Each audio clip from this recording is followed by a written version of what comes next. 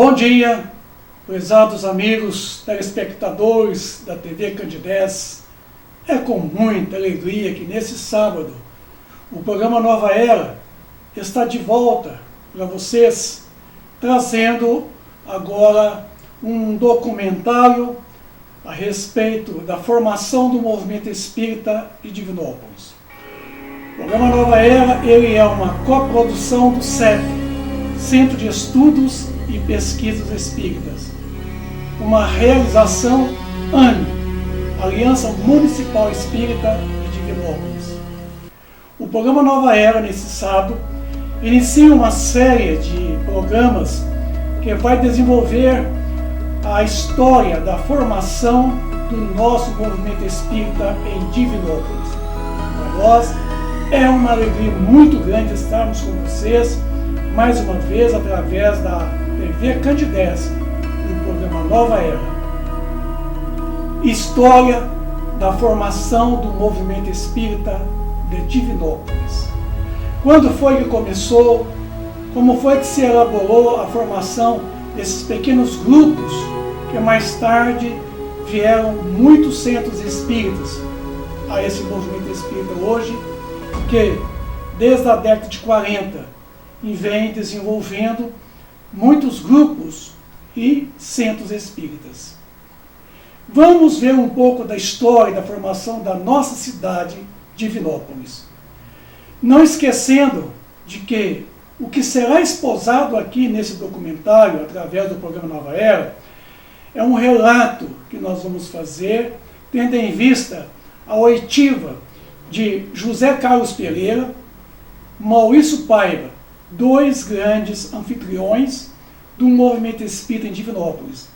Através de um documentário que foi gravado com eles aqui no CEP, nós temos então o depoimento desses dois grandes espíritas, formadores de opinião espírita, trabalhou na consolidação desse movimento espírita de Divinópolis. Então, a oitiva deles é muito importante, a declaração deles para todos nós espíritas. Formação da cidade de Divinópolis. Como é que tudo aconteceu? Isso, vindo do espaço sideral, a ideia de uma cidade que estaria fincada aqui, nessa quinta região oeste de Minas Gerais. A cidade de Divinópolis, situada na região oeste de Minas Gerais, ocupando área aproximadamente de 716 km², teve como primeiros habitantes os índios da tribo Candidez.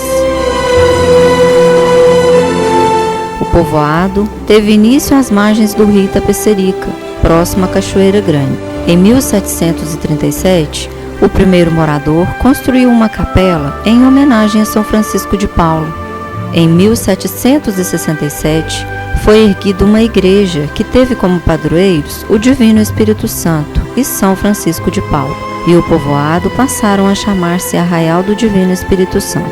Em 1º de junho de 1912, foi instalado o município de Divinópolis, que até então pertencia às comarcas de Sabará, Pitangui e Itapecerica. Em 1915, foi elevada à categoria de cidade, tendo sido sua comarca instalada no ano de 1936.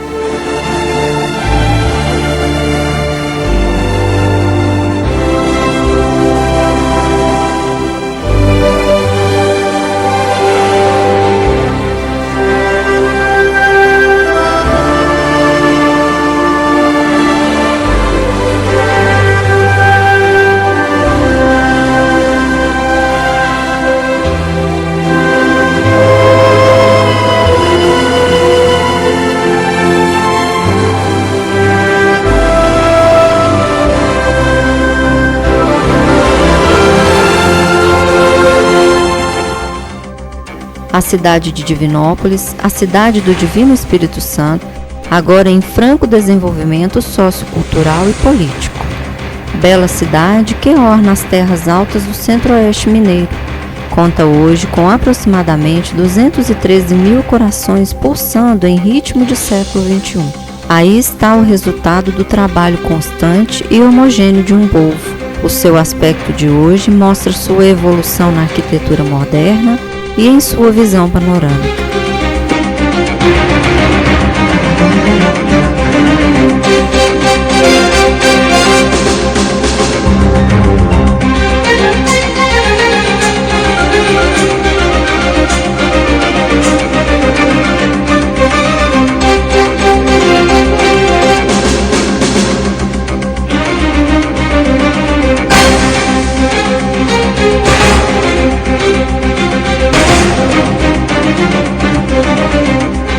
Na certeza de que o movimento espírita, nascido aqui, por intermédio de um pequeno grupo de pessoas provindas da cidade de Cruzeiro, São Paulo, em 1945, contribuiu amplamente para o desenvolvimento do sentimento religioso do cristianismo, da formação de um pequeno grupo de espíritas.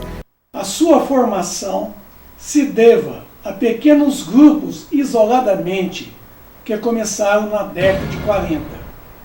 Aqui nós temos um desenho artístico representando o antigo centro de Umbanda, que existia na Rua do Ferro, abaixo da Avenida Magalhães Pinto, de propriedade de um senhor tal Ângelo Gabriel. Inclusive o nome do centro de Umbanda tinha o seu nome, Anjo Gabriel. O proprietário era o Ângelo Gabriel. Está aqui representado nesse desenho. Nós não temos a foto, mas temos aqui a foto do senhor Benedito João de Deus, que foi também um dos frequentadores desse centro de Umbanda, na década de 40. Não podemos esquecer que o movimento espírita também teve a sua formação a partir do momento em que houve a proliferação de pequenos grupos de espiritualistas. Centro Espírita Amor de Jesus, década de 40. Está aqui também um desenho artístico, que nós não temos a foto original. Uma outra notícia que temos é o Centro Espírita Amor de Jesus, que pertencia ao senhor Antônio Venâncio, chamado senhor Veloso, localizado na Rua Pernambuco, quase esquina com a Rua Rio Grande do Sul. Esse centro era muito mais umbandista do que espírita, pois os trabalhos eram mais de fenômenos mediúnicos. Não havia estudos, não havia a divulgação espírita. Então o senhor Antônio Venâncio, muito conhecido por senhor Veloso, ele fundou esse centro lá na Rua Pernambuco. Mas o Centro Espírita Amor de Jesus, como é conhecido mais tarde, ele foi transferido para uma outra casa de propriedade do senhor Antônio Venâncio Veloso, na Rua Espírito Santo, entre Pernambuco e Ceará. Esse imóvel era de propriedade dele, do senhor Veloso, que mais tarde foi vendido, o patrimônio, e distribuído entre os seus filhos. A casa residencial aonde localizava o referido Centro Amor de Jesus, como já foi demonstrado, esse centro praticamente desmembrou depois de que foi vendido a sede do Centro Espírita. Havia ali um grupo de pessoas, inclusive essas pessoas foram formando outros grupos espiritualistas. Mas temos notícia que o prefeito Fábio Botelho Notini, na época, doou para o senhor Antônio Veloso um terreno localizado lá na Rua Vereador Eliseu Zica, hoje, número 644, onde foi construído uma nova sede do Centro Espírita Amor de Jesus, que mais tarde foi apropriado pelo senhor Antônio Otaviano Prata, que fez a referida entidade um terreiro de Umbanda. Então, aqui é a foto da atual sede, chamada Casa do Caminho, Centro Espírita Casa do Caminho. Mas ali era uma casa antiga, toda apedrejada, esburacada, que os vizinhos quebraram toda a sua fachada, porque os vizinhos tinham medo do centro, do Antônio Otaviano, que estava lá fazendo daquela casa um terreiro de Umbanda. Gritava muito com os espíritas, e o povo, a vizinhança, temia muito. Então, apedrejou a casa, destruiu a casa toda por fora. Quando foi então que aconteceu uma grande mudança mais tarde, que nós vamos comentar com vocês.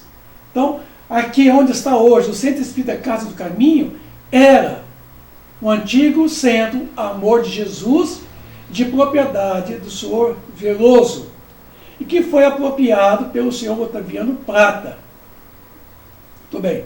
Então, na década de 80, esse mesmo centro, ele foi requerido pela AME de Divinópolis, Aliança Municipal Espírita de Divinópolis, que o transformou num centro espírita, que foi dirigido pelo senhor Vicente Paulo Cardoso, que foi adotado ali um outro nome para Casa do Caminho, que estará hoje na rua Vereador Eliseu Zica, 644.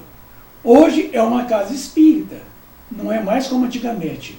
É o que temos por enquanto para falar desse Centro Amor de Jesus, que foi fundado pelo senhor Veloso, na rua Pernambuco, transferido para a rua Espírito Santo e mais tarde para a rua Vereador Eliseu Zica, aonde foi erguida uma casa lá, e essa casa mais tarde foi derrubada e construída a sede nova do Centro Espírita Casa do Caminho. Bom, segundo o depoimento de Maurício Paiva, aqui também na década de 60, notícia de um grupo de espiritualistas que reuniam uma residência para praticar fenômenos espirituais, quer dizer, mediunismo. Esse grupo era chamado Pan-Espiritualista, dirigido pelo senhor José Big, que era o dirigente dessa casa. Então, o centro espiritualista, ele tinha o nome de Pan-Espiritualista, quer dizer, era uma mistureba, fenômenos mediúnicos, trabalhos de Umbanda, na referida casa espiritualista. Também um desenho artístico, por não termos aqui uma foto. Muito bem. Centro Espírita Estudantes do Evangelho.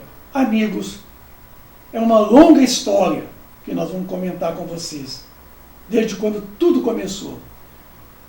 Como foi que tudo começou?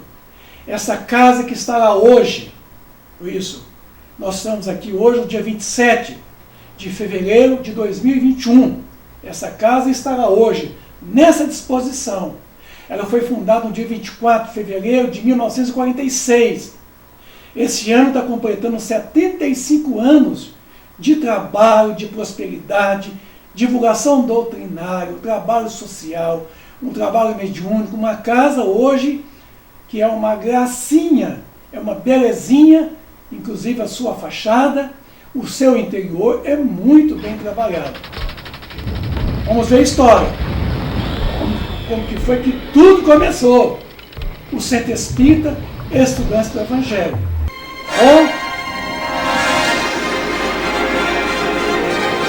Tudo vem da espiritualidade. Vem das colônias espirituais, das esferas espirituais, a ideia de tudo como começou. Tudo começa na cidade de Cajuru, em 1920, aproximadamente. Tá?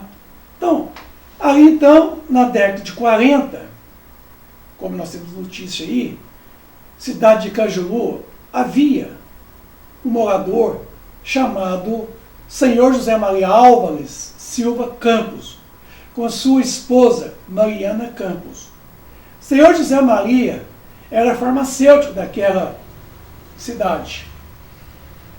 Formou-se na Faculdade de Ouro Preto, tinha uma formação intelectual, uma coisa esplêndida, segundo o depoimento de José Carlos Pereira.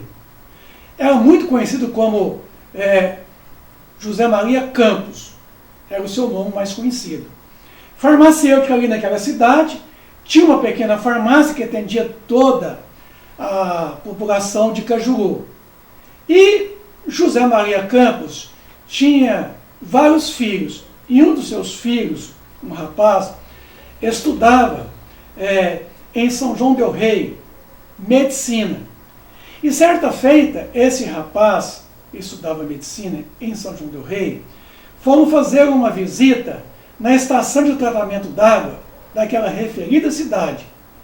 E lá, os alunos, em cima das represas, dos tanques de água, havia uma quantidade para mais de 20 jovens em cima de uma passarela. O peso foi tamanho que essa passarela despencou. E esses jovens caíram dentro desse tanque d'água. E alguns nadaram e sobreviveram. Um rapaz, filho do Sr. José Maria Campos, faleceu, morreu afogado. E isso para a família, Dona Mariana Campos e o Sr. José Maria Campos, foi uma paixão muito descontrolada. Ficaram muito chocados com o acidente do filho, a morte do mesmo. Ficaram em grande desespero, desconsolo, ficaram muito aflitos. Mas, naquela pequena cidade de Cajuru, havia um senhor chamado José Jacinto Guimarães, tá? Em 1920.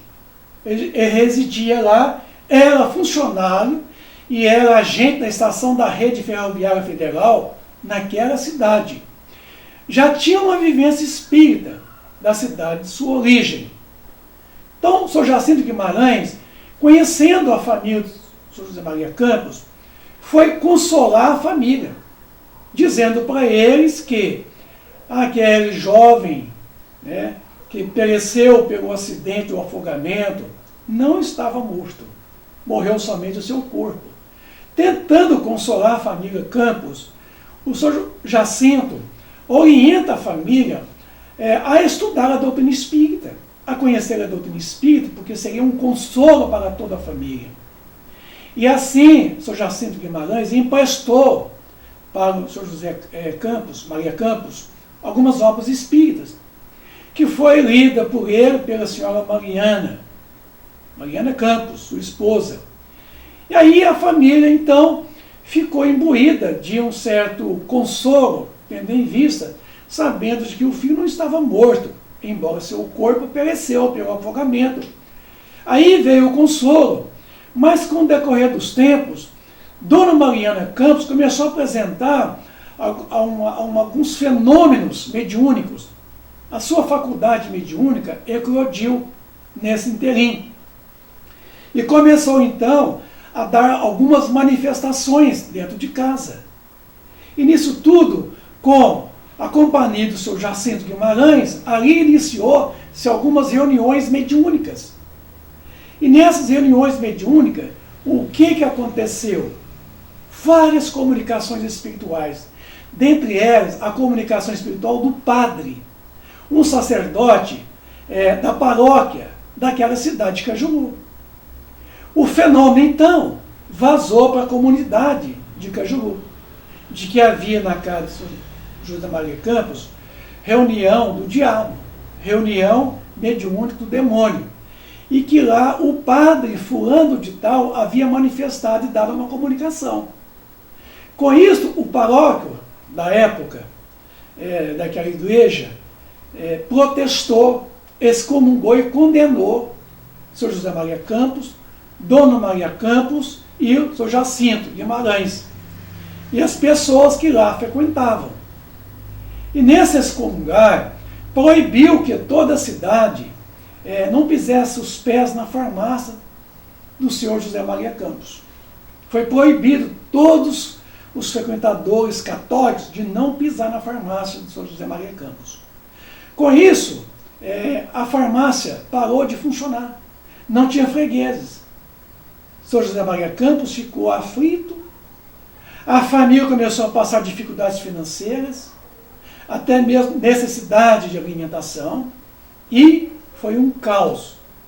Mas aí, o Sr. Jacinto Guimarães, de certa forma, um homem muito, digamos assim, influente como espírita, frequentando as reuniões lá, ele, de certa forma, começou a observar que havia ali naquela residência do Sr. Maria Campos, tá, a presença também de mais pessoas, como o Sr. Manuel Alves Santos, pai da dona Florips, mãe do Gilmar Barbosa, que formaria ali um pequeno grupo mediúnico naquela casa.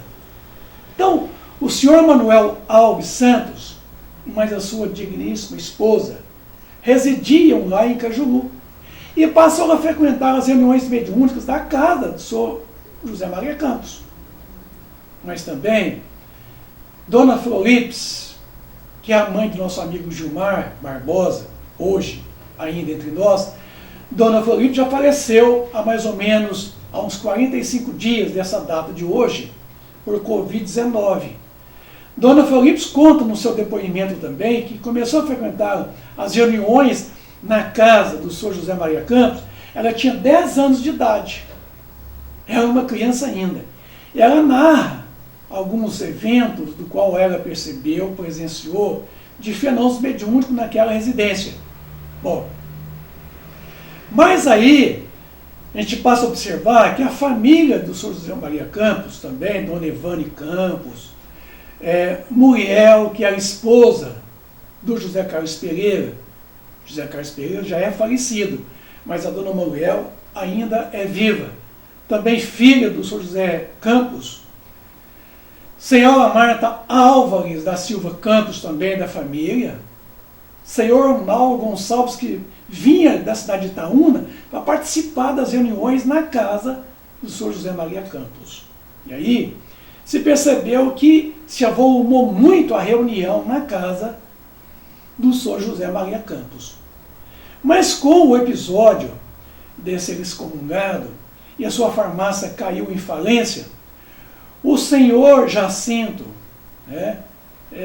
tentando ajudar, é muito importante saber que o senhor Manuel, tá? Esse a quem eu citei ainda há pouco, esse Manuel aqui, Álvares Santos, ele tinha um lote aqui em Divinópolis, com uma casa na Rua Goiás, em frente ao antigo Cine Arte Ideal. Propôs então ao senhor José Maria Campos mudar para Divinópolis e residir na sua casa aqui em Divinópolis. E assim aconteceu esse grande episódio de que o senhor Manuel, lhe deu a casa para ele morar, de graça. Ele trouxe então a farmácia para Divinópolis. E aí, a partir do ano de 1941, residindo já em Divinópolis, iniciaram na sua residência aqui em Divinópolis as reuniões mediúnicas em sua casa.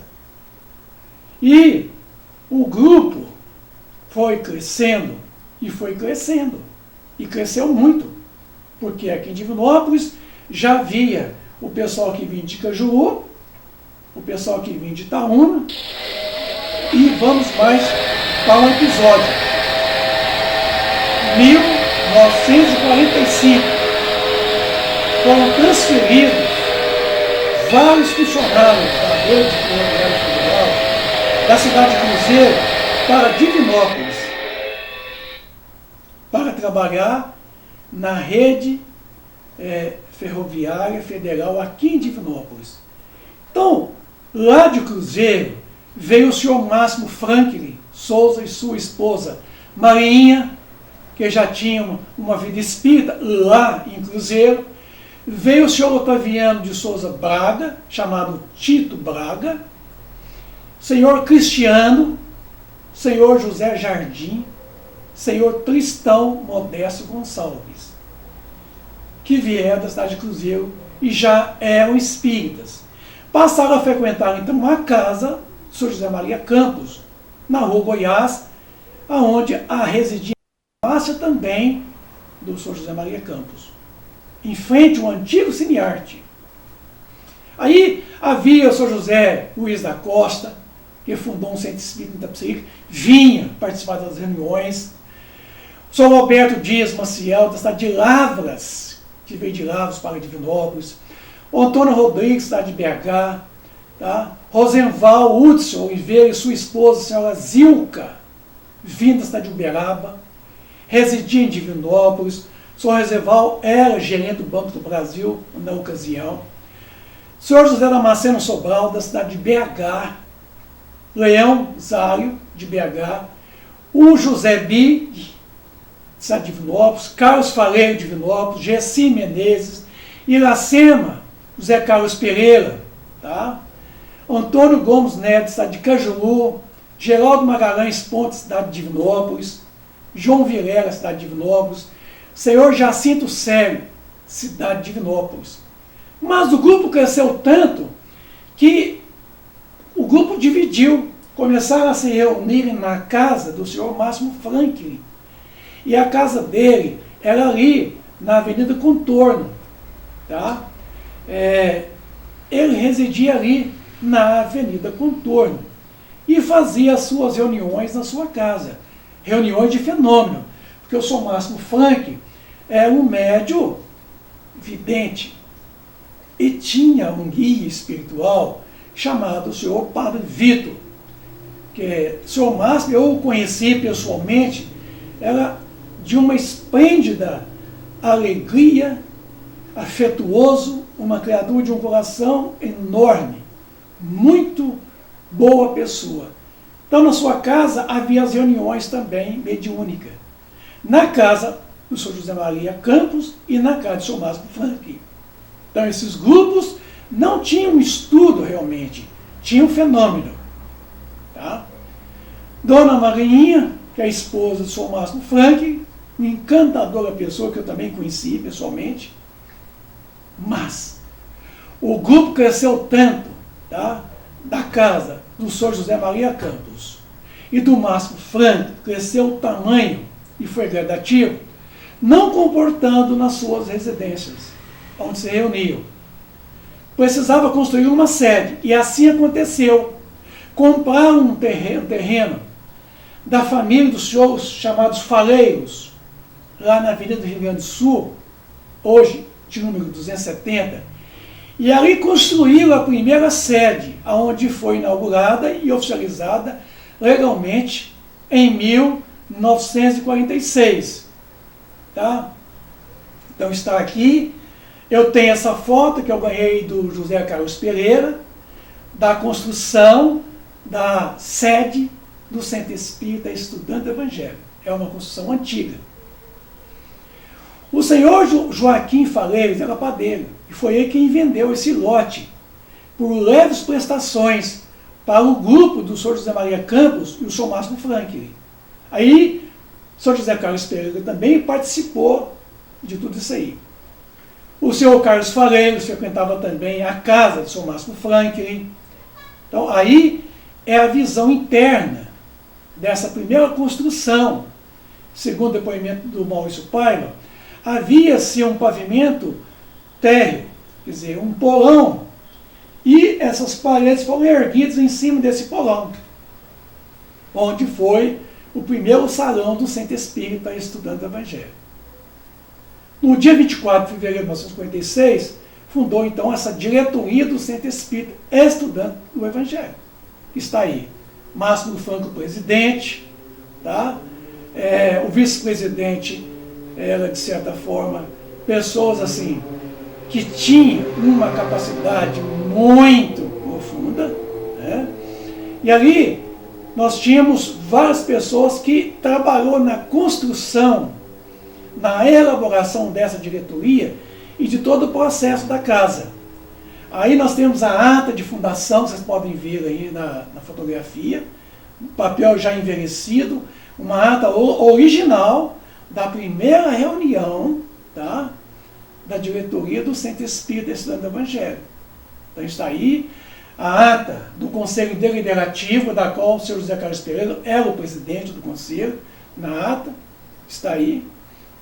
Está aí também essa mesma ata assinada por todos, a ata de aprovação do Conselho Deliberativo, da filiação, está aí a ata do Conselho Deliberativo para a eleição da diretoria para o mandato de 1947. Muito bem. Assim, meus amigos, o programa Nova Era, ele encerra a edição de hoje, prometendo voltar na semana que vem, dando prosseguimento a segunda parte do programa, a história de formação do movimento espírita de Divinópolis. A todos vocês, telespectadores da TV Candidez, é com muita alegria que nós despedimos de vocês hoje, desejando a todos muita paz, muita alegria, muita luz, um bom final de semana para todos e até sábado que vem. Obrigado. Um bom dia para todos.